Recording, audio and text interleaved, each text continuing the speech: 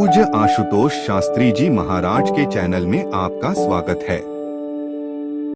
दुर्योधन ने कहा, देखो हमने आपके लिए 56 प्रकार का भोजन बनवाया है।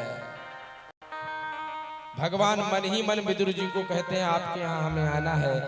और भगवान ने कहा, देखो भोजन दो ही परिस्थिति में की जाती है। पहली परिस्थिति खाने वाले के अंदर भूख ज्यादा है, और दूसरी परिस्थिति खिलाने वाले का प्रेम ज्यादा हो। तो हे राजन, ना तो हमें भूख लगी है, ना ही तुम्हारे अंदर वो अभाव है। और रही बात निमंत्रण की, तो मेरा निमंत्रण पहले से ही विदुर जी के घर में हुआ है।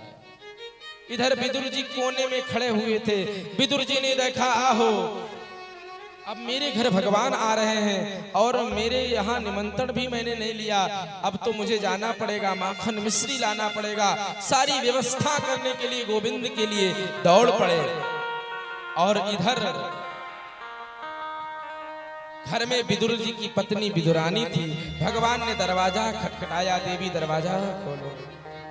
हड़बड़ा करके विदुरानी आई, भगवान को देखा, भगवान का हाथ पकड़ा, भाव में इतनी डूब गई। कहा, गोविंद कैसे आना हो गया? कहा, हे प्रभु हमारे घर आप कैसे आ गए? कहा, हे देवी मुझे भूख बहुत ज्यादा लगी, बात में करेंगे, पहले कुछ लेकर के आओ। और विदुरानी जब घर में गई, कुछ नहीं पाया, केला रखा हुआ था, केला लेकर के आई और भगवान को आसन दिया, बिठाया। और भगवान को बिठा करके भाव में इतनी डूब गई कि केले के छिलका को उतार उतार करके नीचे भगवान को केले का छिलका खिलाती जा रही है। और केले के अंदर का जो भाग है वो जमीन पर फेंकते जा रही है। भगवान भी भाव में इतने डूब गए कि उस केले के छिलके को खाते जा रहे हैं, खाते जा रहे हैं। और जैसे ही विदुर जी पहुंचे, विदुर जी ने देखा, ओहो देवी तुमने क्या कर दिया? अरे भगवान पहली बार आए, तुमने केला खिला दिया।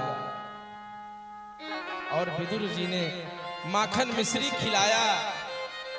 तो विदुर जी से कहा भगवान ने, जो स्वाद उस सबरी के बैर में था, जो स्वाद इस केले के छिलके में था, वो आपके माखन मिश्री में नहीं है।